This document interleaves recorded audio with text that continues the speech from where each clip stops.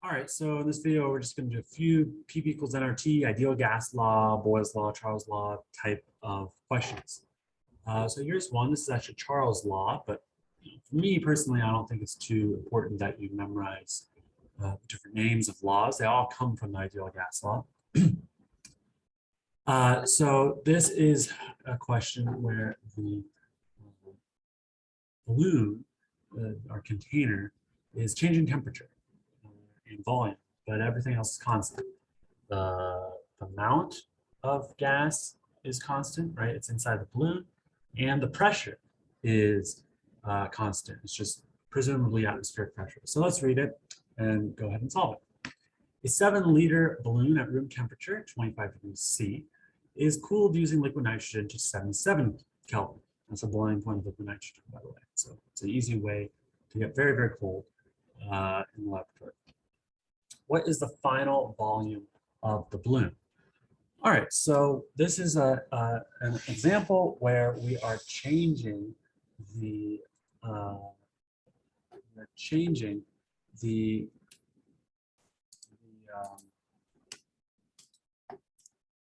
conditions of the gas, right? Clearly the gas is changing conditions. And so what we're going to do here is we're going to start with P equals nRT because perhaps we don't have all the different laws memorized, but that's okay. We know what's constant here and what's changing. What's changing is V and T. And so we want an expression that has ones and twos, final and initial states. And so all we're going to do is to say, hey, look, these are inversely related because I know if I divide this over, I'm going to get V over T. So that gets me V over T equals V over T. And then we're just going to put ones for the first state and two for the second state. Okay, that is in fact Charles' law. You could memorize this, but it's much easier to just walk through it like I did using P equals nRT. And at this stage, we just plug things in, remembering that we need to use the absolute temperature, so the temperature in Kelvin. So we're going to have to quickly convert 25 degrees C, which is T equals 1, to Kelvin. So we do that by adding the value by 273.15 because absolute zero is negative 273.15 degrees Celsius. That gets us 298.15 Kelvin. And then we have V1, which is equal to 7 liters. That's what we started with. Our volume, our first temperature, T1 is 298.15 Kelvin. And then what we're solving for is V2, the final volume. So we leave that as V2, but we know the final temperature is 77 Kelvin. Now we just do some algebra to work through this. 7 divided by 298.15 is 0.02348. And that equals V2 over 77. So we multiply 0.02348 by 77. And we get as our answer 1.8 liters. And so that should make intuitive sense.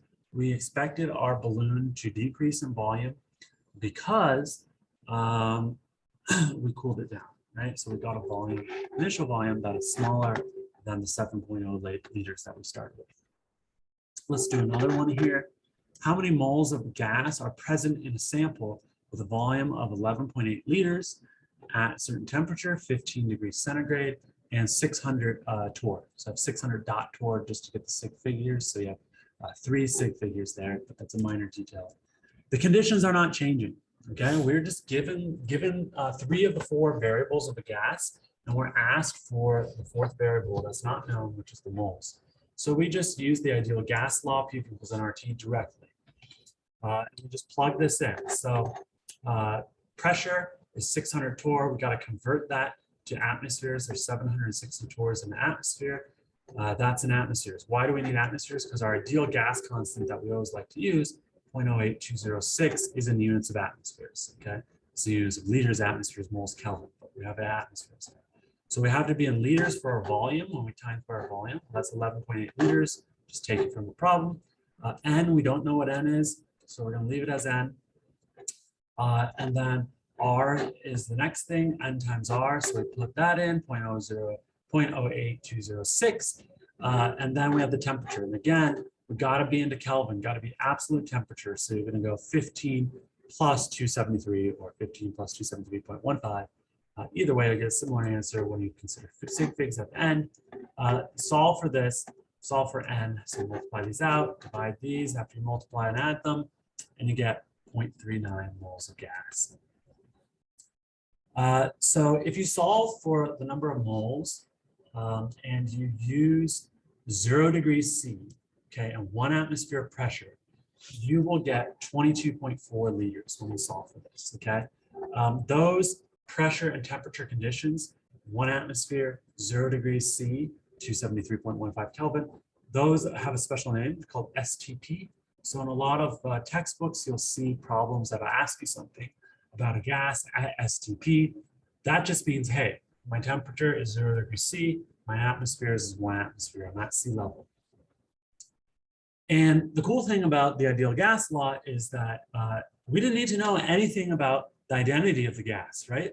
These two problems we just did, it didn't say anything about what the gas was.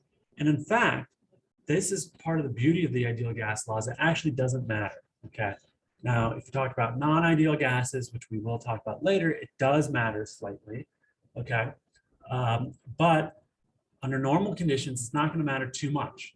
And ideal gas law states that it doesn't matter at all. And we'll get into the assumptions of it. So the ideal gas law says, hey, if I have 1 mole of helium at STP, it's going to be 22.4 liters. If I have 1 mole of xenon at STP, same volume.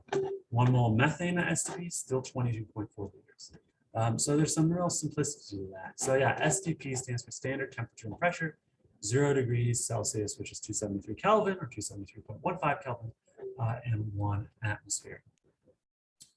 All right, last practice problem for this video.